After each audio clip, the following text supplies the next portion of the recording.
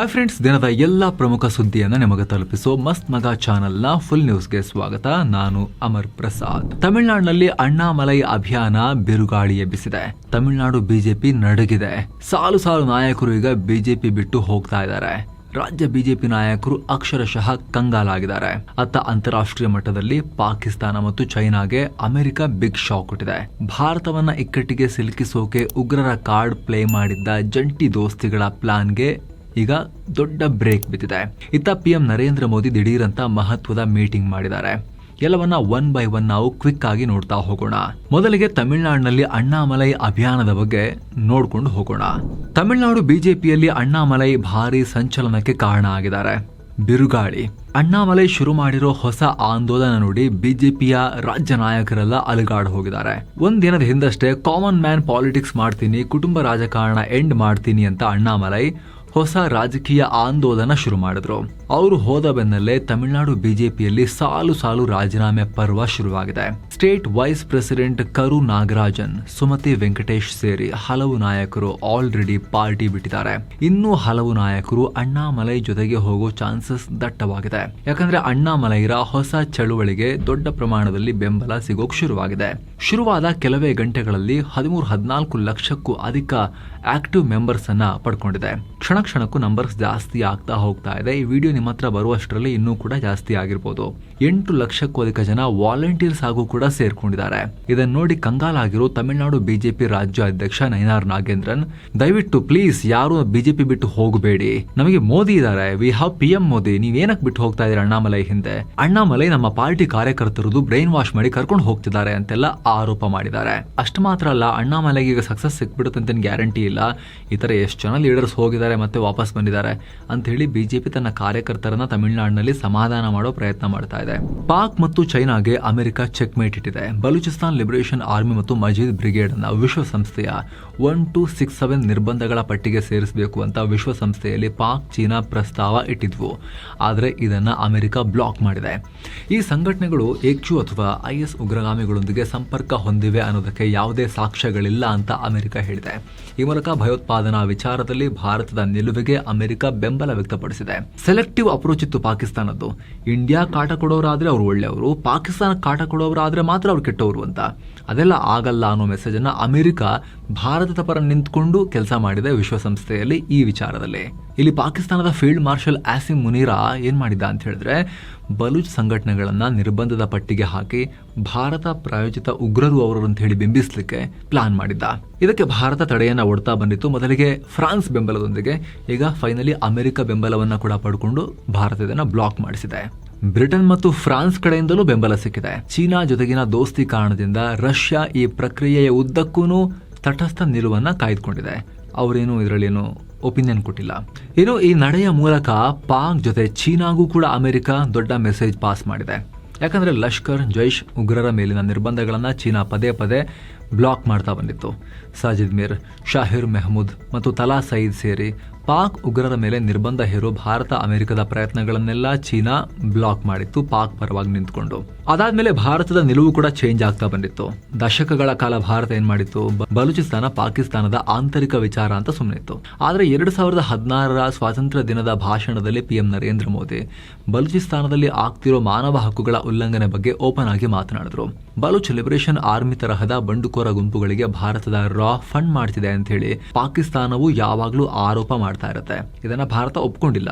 ಅಲ್ಲಿನ ಜನರ ಮೇಲೆ ಪಾಕಿಸ್ತಾನ ಮಾಡ್ತಿರೋ ದೌರ್ಜನ್ಯ ಮತ್ತು ಆರ್ಥಿಕ ನಿರ್ಲಕ್ಷ್ಯದಿಂದಲೇ ಈ ಹೋರಾಟ ನಡೀತಾ ಇದೆ ಅಂತ ಹೇಳಿ ಭಾರತ ಕ್ಲಿಯರ್ ಆಗಿ ಹೇಳಿದೆ. ಆದ್ರೂ ಕೂಡ ಇತ್ತೀಚಿನ ದಿನಗಳಲ್ಲಿ ಬಲೂಚಿಸ್ತಾನಲ್ಲಿ ಸಿಕ್ಕಾಪಟ್ಟೆ ಬೆಂಕಿ ಬಿದ್ದಿರೋದು, ಅಲ್ಲಿ ದಿನ ಬೆಳಗಾದ್ರೆ ಪಾಕಿಸ್ತಾನಿಯರನ್ನ ಟಾರ್ಗೆಟ್ ಮಾಡ್ತಿರೋದು ನೀವೆಲ್ಲ ನೋಡಿರ್ಬೋದು. ಬಲೂಚಿಗಳು ಕೇಳ್ತಿದ್ದಾರೆ ಹೆಲ್ಪ್ ಅನ್ನ, ಓಪನ್ ಆಗಿ ಭಾರತ ಹೆಲ್ಪ್ ಮಾಡ್ಲಿ ಅಂತ ಹೇಳಿ. 1971ರಲ್ಲಿ ಬಾಂಗ್ಲಾದೇಶಕ್ಕೆ ಭಾರತ ಹೇಗೆ ಹೆಲ್ಪ್ ಮಾಡ್ತೋ ಹಾಗೆ ನಮಗೂ ಭಾರತ ಹೆಲ್ಪ್ ಮಾಡುತ್ತೆ ಅಂತ ಹೇಳಿ ಬಲೂಚ್ ಲೀಡರ್ಸ್ ಕಾಯ್ತಾ ಇದ್ದಾರೆ.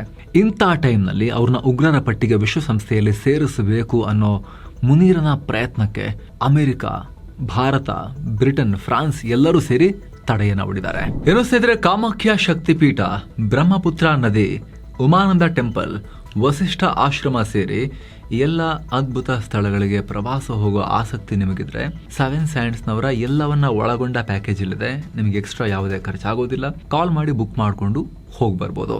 ಬನ್ನಿ ಕಂಟಿನ್ಯೂ ಮಾಡೋಣ. ಸ್ನೇಹಿತರೆ, ಪಾಕಿಸ್ತಾನದ ಶಂಕಿತ ಉಗ್ರಗಾಮಿಗಳೊಂದಿಗೆ ಸಂಪರ್ಕ ಹೊಂದಿದ್ದ ಇಬ್ಬರು ಯುವಕರನ್ನ ತುಮಕೂರು ಪೊಲೀಸರು ಬಂಧಿಸಿದ್ದಾರೆ. ಬಂಧಿತರನ್ನ ತುಮಕೂರಿನ ಅಲ್ಲಾ ಬಕ್ಷ್ ಮತ್ತು ದಾವಣಗೆರೆಯ ಜಮೀರ್ ಖಾನ್ ಅಂತ ಗುರುತಿಸಲಾಗಿದೆ. ಕೇಂದ್ರ ಗುಪ್ತಚರ ಇಲಾಖೆ ಕೊಟ್ಟ ಮಾಹಿತಿಯನ್ನು ಆಧರಿಸಿ ಈ ಕಾರ್ಯಾಚರಣೆ ಮಾಡಲಾಗಿದೆ. ಪಾಕಿಸ್ತಾನ ಮೂಲದ ರಾಣಾ ಅನ್ನೋ ಶಂಕಿತ ಉಗ್ರ 1 ತಿಂಗಳ ಹಿಂದೆ ಇವ್ರನ್ನ ಇನ್ಸ್ಟಾಗ್ರಾಮ್ ಮೂಲಕ ಕಾಂಟ್ಯಾಕ್ಟ್ ಮಾಡಿದ. ಆಮೇಲೆ ಎಕ್ಸ್ ಅಕೌಂಟ್ ನಲ್ಲಿ ದೇಶ ವಿರೋಧಿ ಮತ್ತು ಪ್ರಚೋದನಾತ್ಮಕ ಚರ್ಚೆಗಳನ್ನ ನಡೆಸೋಕೆ ಶುರು ಮಾಡಿದ್ರು. ನಂತರ ವಾಟ್ಸ್ಆಪ್ ಗ್ರೂಪ್ ಕ್ರಿಯೇಟ್ ಮಾಡಿ ಉತ್ತರ ಭಾರತದ ಹಲವು ಯುವಕರನ್ನ ಅದಕ್ಕೆ ಸೇರಿಸಿಕೊಂಡಿದ್ರು. ಇತ್ತೀಚೆಗೆ ಪುಣೆಯಲ್ಲಿ ನಡೆದಿದ್ದ ಮೌಲ್ವಿ ಹತ್ಯೆಗೆ ಪ್ರತೀಕಾರ ತೀರಿಸಿಕೊಳ್ಳೋಕೆ ಗ್ಯಾಂಗ್ ಸ್ಕೆಚ್ ಹಾಕಿತ್ತು. ಐಎಸ್ ಉಗ್ರ ಸಂಘಟನೆಗೆ ಫಂಡಿಂಗ್ ಮಾಡೋ ಜಾಲದ ಜೊತೆಗೂ ಇವರು ಡೈರೆಕ್ಟ್ ಲಿಂಕ್ ಅನ್ನ ಹೊಂದಿದ್ರು. ಭಾರತದ ಹಲವು ಕಡೆ ದೊಡ್ಡ ಮಟ್ಟದ ಸ್ಫೋಟಕ ದಾಳಿಗಳನ್ನ ನಡೆಸೋಕೆ ಪ್ಲಾನ್ ಮಾಡಿದ್ರು ಅಂತ ತನಿಖೆ ವೇಳೆ ಗೊತ್ತಾಗಿದೆ. ರೈಲ್ವೆ ಸ್ಟೇಷನ್ ನಲ್ಲಿ ಎಸ್ಕೇಪ್ ಆಗೋಕೆ ಟ್ರೈ ಮಾಡ್ತಿದ್ದಾಗ ಸಿಸಿಟಿವಿ ಚೆಕ್ ಮಾಡಿ ಇವರನ್ನ ಹಿಡಿದು ಹಾಕಲಾಗಿದೆ. ಸದ್ಯ ತೀವ್ರ ವಿಚಾರಣೆಗೆ ಒಳಪಡಿಸಲಾಗ್ತಾ ಇದೆ. ಇವರ ಹಿಂದೆ ಇರೋ ಜಾಲದ ಬಗ್ಗೆ ಕೂಡ ತನಿಖೆ ನಡೀತಾ ಇದೆ.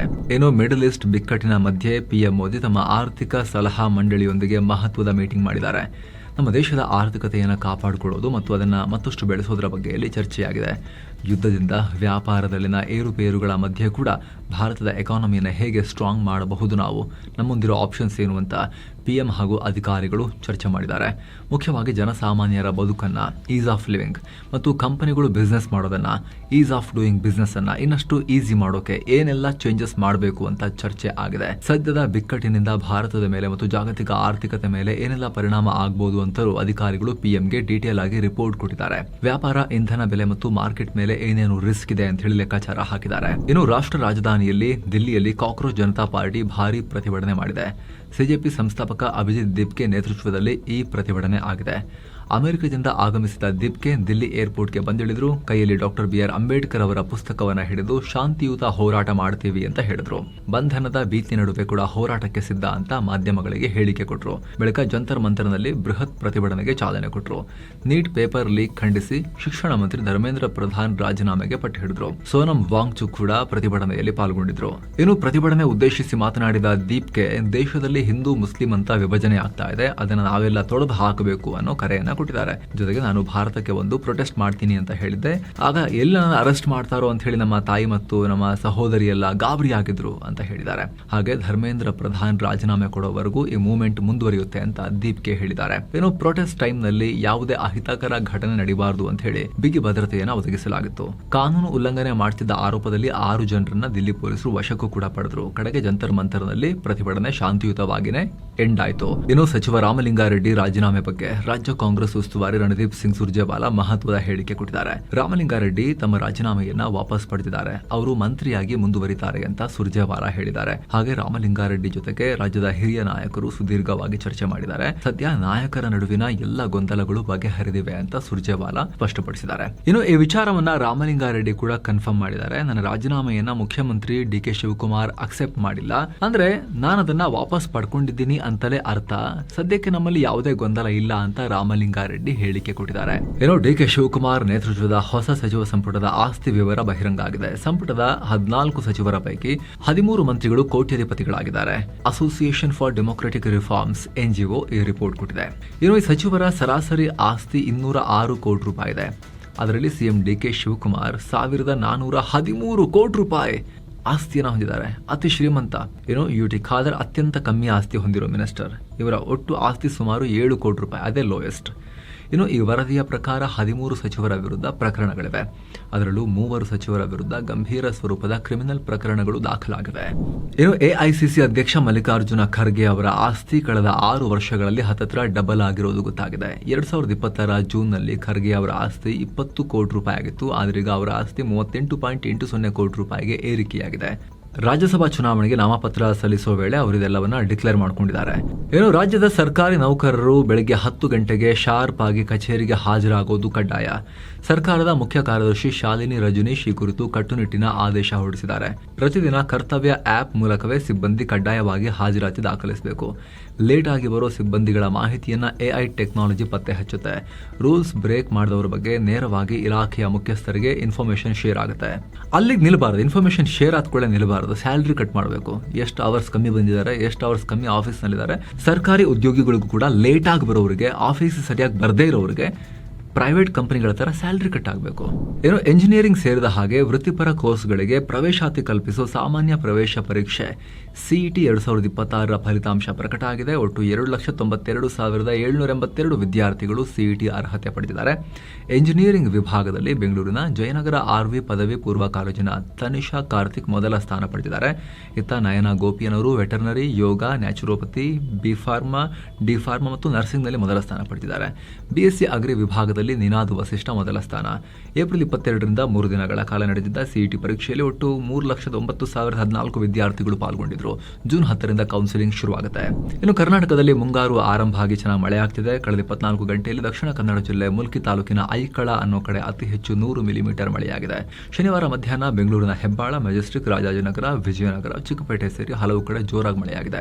ಮುಂದಿನ 7 ದಿನಗಳ ಕಾಲ ರಾಜ್ಯಾದ್ಯಂತ ಗುಡುಗು ಸಿಡಿಲು ಸಹಿತ ಭಾರಿ ಮಳೆಯಾಗುತ್ತೆ ಅಂತ ಹವಾಮಾನ ಇಲಾಖೆ ಮುನ್ಸೂಚನೆ ಕೊಟ್ಟಿದೆ.